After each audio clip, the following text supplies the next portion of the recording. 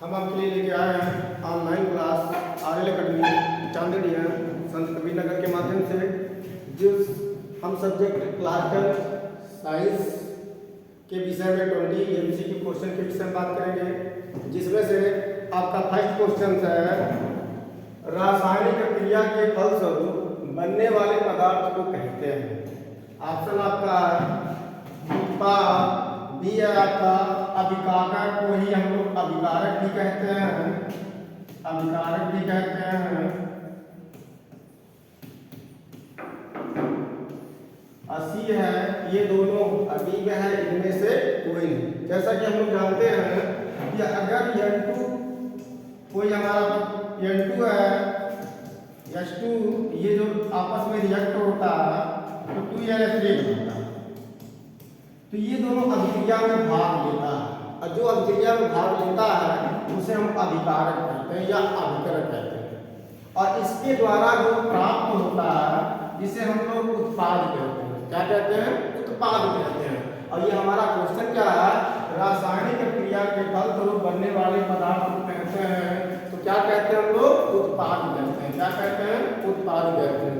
इसी क्रम में हमारा सेकंड क्वेश्चन क्या है कि जब दो या दो से अधिक पदार्थ संयोग करके एकल उत्पाद बनाते हैं तो उसे कहते हैं।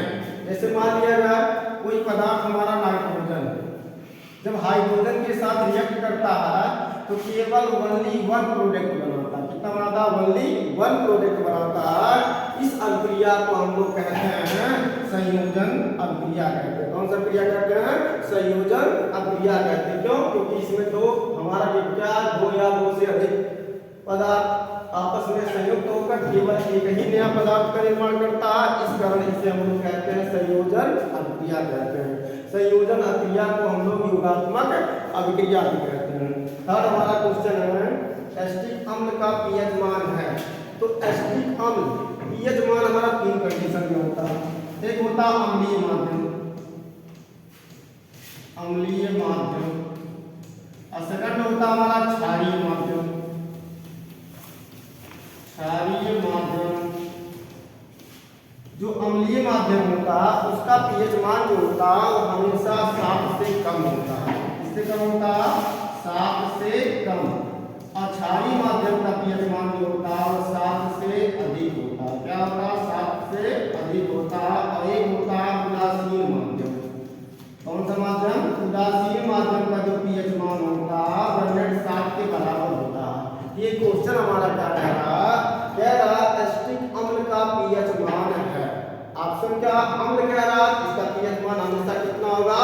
7 से कम होगा। कितना होगा? 7 से कम होगा। 7 से कम होगा। इसी क्रम में हमारा फोर्थ क्वेश्चन है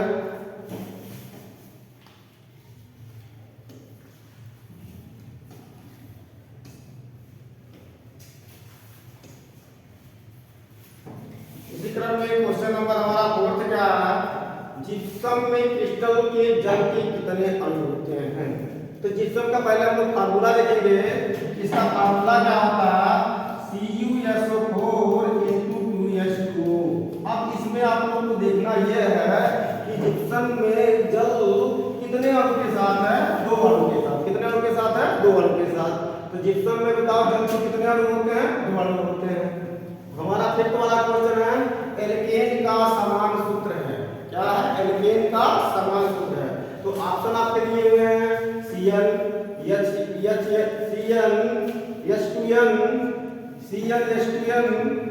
+2। सेकंड ऑप्शन है हमारा CnH2n, और थर्ड है हमारा CnH2n/2। डी है, इनमें से कोई नहीं। तो जो हमारा ये फाइव ऑप्शन है CnH2n+2, ये एल्केन का हमारा जनरल फार्मूला होता है, जिसकी सहायता से हम लोग इसका वैल्यू 1 2 3 रख के चले जाएंगे। तो एल्केन सदस्य के जितने कंपाउंड होते हैं वह बनते आपके चले जाएंगे। 6 हमारा क्वेश्चन है इसी क्रम में एल्कीन, एल्कीन श्रेणी का प्रथम सदस्य। तो पहले हम एल्कीन श्रेणी का प्रथम सदस्य का जो जनरल फार्मूला होता है वह CnH2n होता है। तो इसमें इसका क्या है? प्रथम सदस्य क्या है? यदि हम 1 रखेंगे तो C1H2 होगा। तो इसका कोई अस्तित्व नहीं होगा क्योंकि कार्बन 4 वैलेंसी के साथ अटैच नहीं है। इस कारण जो है हम लोग यहाँ पे 2 रखेंगे तो C2H2PH4 होगा। ये जो हमारा कंपाउंड होगा एथिलीन, इस एथिलीन को हम लोग जो है एल्कीन श्रेणी का प्रथम सदस्य कहते हैं। इसका हमारा ऑप्शन कौन सा करेक्ट है? हमारा बी पार्ट कौन सा है? एथिलीन। अगला नेक्स्ट हमारा क्वेश्चन है फोकल दूरी और वक्रता त्रिज्या में संबंध है। फोकल दूरी और वक्रता त्रिज्या में संबंध है।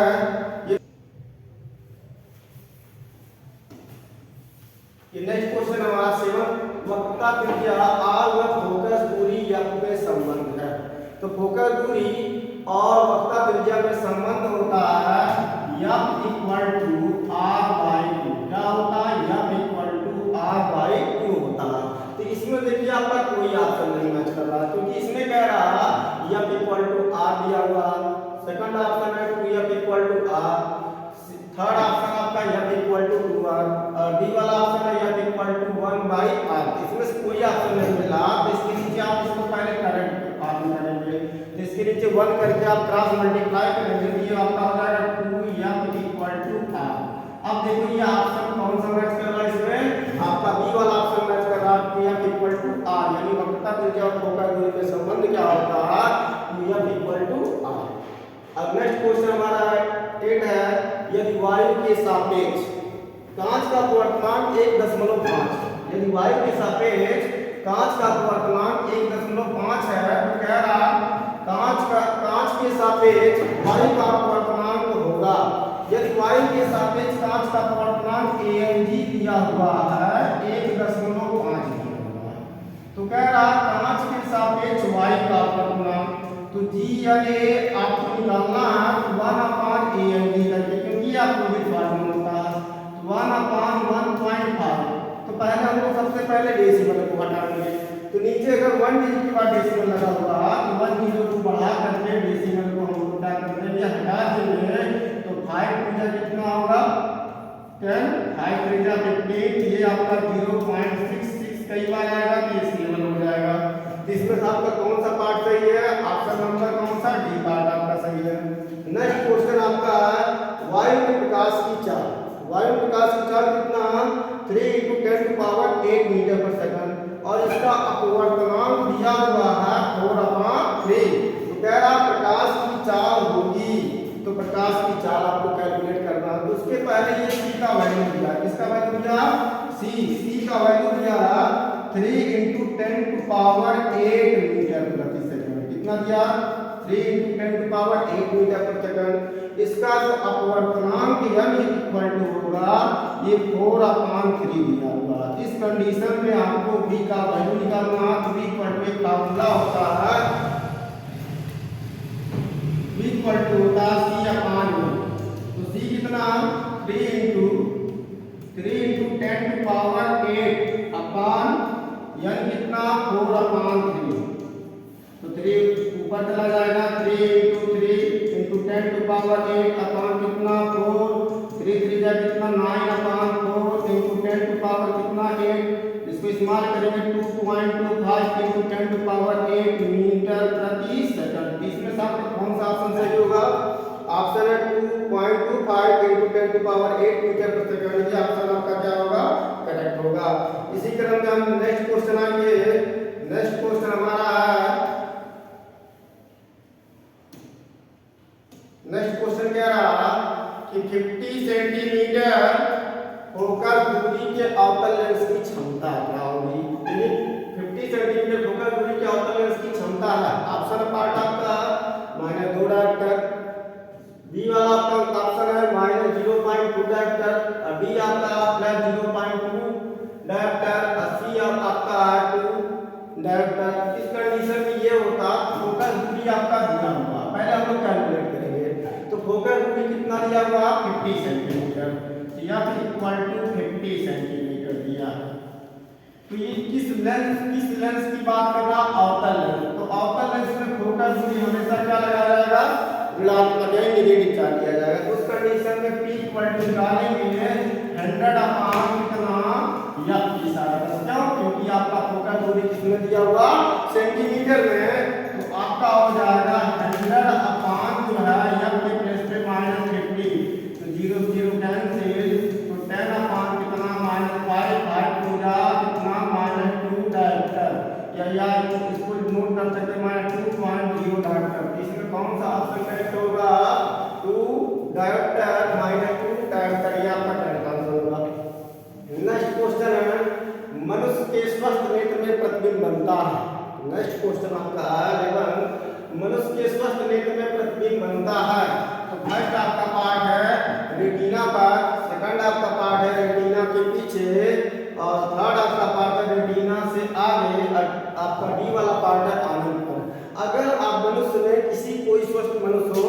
जिसका प्रतिबिंब रेटिना के पहले बनता है उस व्यक्ति को जो है निकट दृष्टिदोष की समस्या है।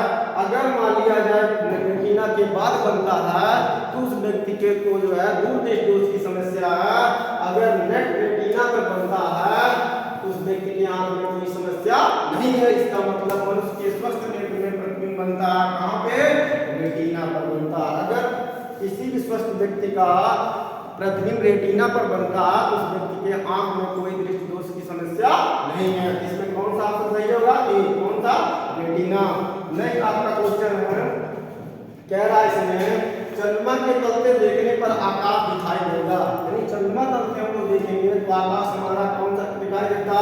काला दिखाई देता। कौन सा कलर का दिखाई देता? काला कलर का दिखाई देता। नेक्स्ट हमारा क्वेश्चन है,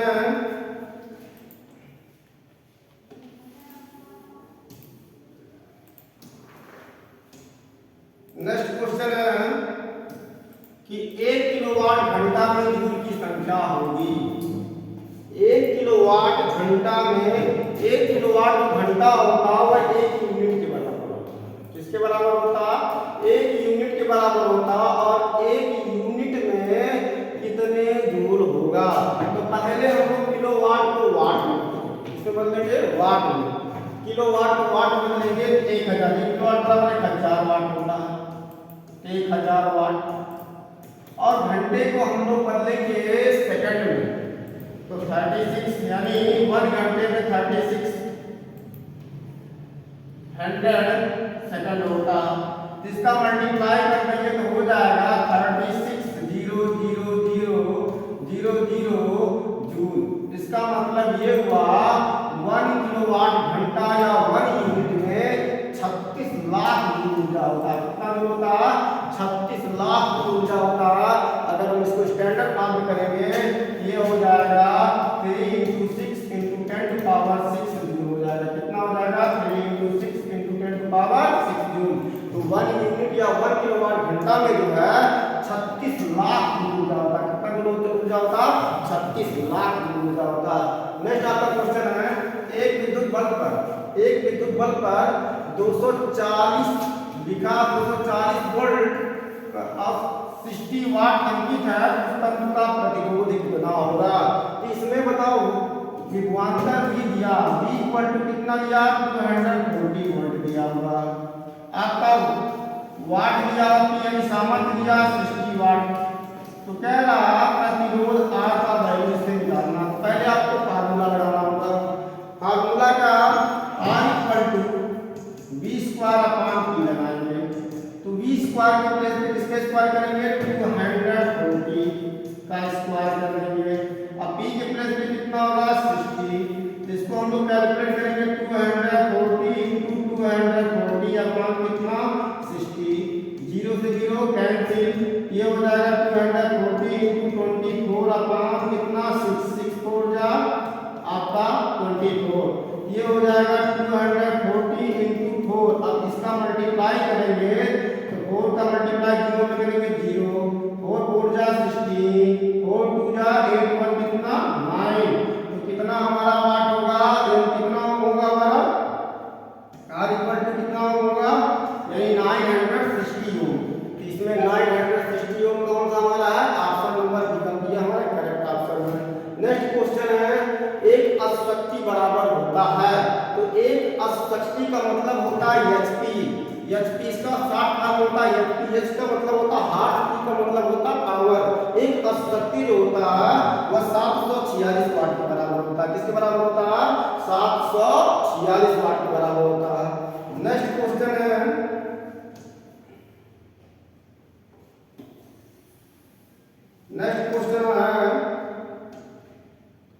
लेंस की क्षमता ज्ञात करने का सूत्र है। यहाँ भूल दिया हुआ जो कि आपका सूत्र होना चाहिए। लेंस की क्षमता ज्ञात करने का सूत्र है। तो लेंस की क्षमता ज्ञात करने का सूत्र होता P इक्वल टू 1/F या होता 100/F। ये दोनों फार्मूले होते हैं। अब इन दोनों फार्मूले में कौन सा फार्मूला लागू होगा ये इसमें ध्यान रखना है। तो इसमें कह रहा लेंस की क्षमता ज्ञात करने का सूत्र है आपका, इसके नीचे 1 भी कर सकते हैं। तो ये हो जाएगा 2 यानी P into F equal to 1 भी होगा या P equal to 1 upon F होगा। तो इसमें देखो ऑप्शन कौन सा मैच कर रहा है, ए दिया हुआ P इक्वल टू 4 है, आपका बी ऑप्शन क्या हो P equal to 1 upon 2F, C आपका ऑप्शन दिया P इक्वल टू 2F और डी आपका ऑप्शन दिया P इक्वल टू 1F। ये आपका करेक्ट ऑप्शन है। इसका लेंस की क्षमता ज्ञात करने का सूत्र क्या होता है, P equal to 1 upon F। Next question है अवतल दर्पण की फोकस और वक्रता केंद्र के बीच स्थित पृष्ठ का प्रतिबिंब बनता है। यानी अवतल दर्पण के फोकस और वक्रता केंद्र के बीच यदि कोई वस्तु होता है तो उसका प्रतिबिंब बनता है। ऑप्शन पार्ट आपका दिया हुआ उल्टा आभासी वस्तु से बड़ा, और नेक्स्ट ऑप्शन दिया हुआ कभी सीधा आभासी बड़ा, और सी पार्ट है उल्टा वास्तविक बड़ा, और डी पार्ट है उल्टा वास्तविक और छोटा। तो पहले हम प्रतिबिंब बनाकर देखेंगे। यह हमारा अवतल दर्पण, कौन सा दर्पण है, अवतल दर्पण। और अवतल दर्पण में यह हमारा पोल होता है यानी ध्रुव होता है। इसमें ये जो हमारा होता वक्रता केंद्र होता, ये हमारा फोकस है, ये फोकस है, और ये हमारा जो है वक्रता केंद्र है, ये अवतल दर्पण है।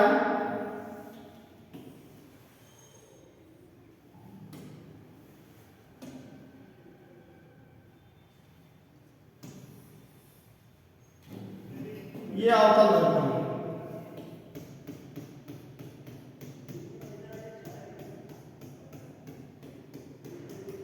ये इसका ध्रुव, ये आपका प्रिंसिपल एक्सिस है, फोकस, ये आपका फोकस, ये आपका वक्रता केंद्र। इसमें क्या कह रहा कि अवतल दर्पण के फोकस और वक्रता केंद्र के बीच स्थित वस्तु का प्रतिबिंब बनता है।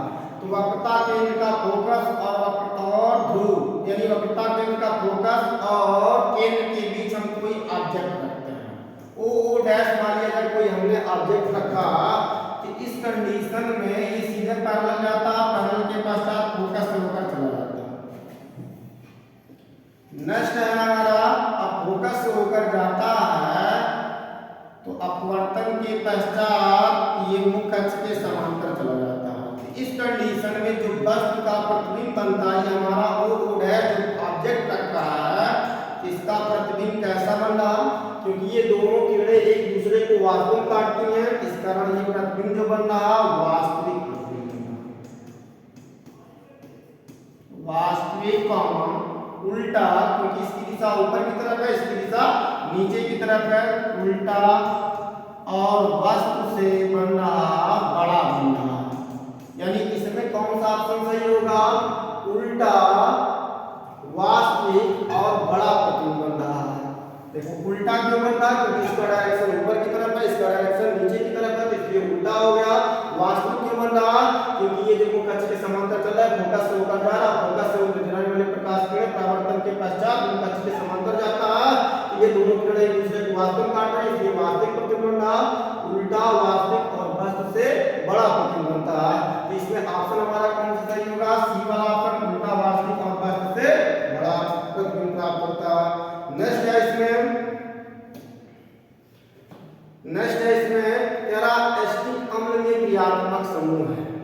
क्रियात्मक समूह का मतलब जिसके कारण हम उसको पहचानते हैं कि वह किस समूह का कंपाउंड है, उसको हम लोग क्रियात्मक समूह कहते हैं। तो इसमें जो क्रियात्मक समूह हमारा होता है एसिटिक अम्ल में, इस एसिटिक अम्ल का फार्मूला होता है हमारा CH3COOH। अब हम इसमें किस ग्रुप के कारण पहचान रहे हैं कि एसिटिक एसिड है, COOH ग्रुप। तो इसमें COH ग्रुप कहाँ है, यहाँ पे ऑप्शन नंबर बी पार्ट। तो एसिटिक अम्ल का जो क्रियात्मक समूह होता है वो क्या होता है, COOH। और नेक्स्ट क्वेश्चन है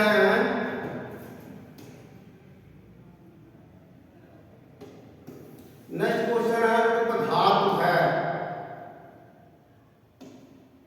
उपधातु है, ऑप्शन है फर्स्ट में सोडियम,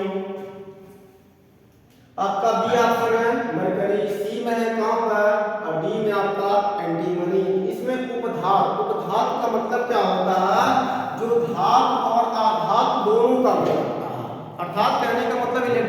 डोनेट और एसेप्ट दोनों का क्वालिटी रखता है, इसे हम लोग उपधातु कहते हैं। तो इसमें जो हमारा सोडियम हो नहीं सकता, क्योंकि सोडियम जो होता है ये इलेक्ट्रॉन डोनेट करने की टेंडेंसी रखता है, और जो इलेक्ट्रॉन डोनेट करने की टेंडेंसी रखता है उसको हम लोग मेटल कहते हैं।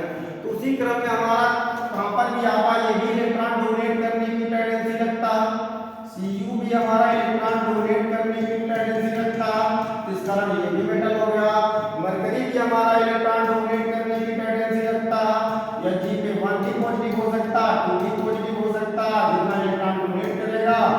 अब यहाँ पे लास्ट हमारा ऑप्शन होता है डी पार्ट, इसमें करेक्ट ऑप्शन जो होगा कौन सा होगा, डी हमारा क्या है, एंटीमनी। एंटीमनी हमारा कौन सा धातु है, उपधातु है, इसमें पार्ट हमारा कौन सा सही होगा, एंटीमनी।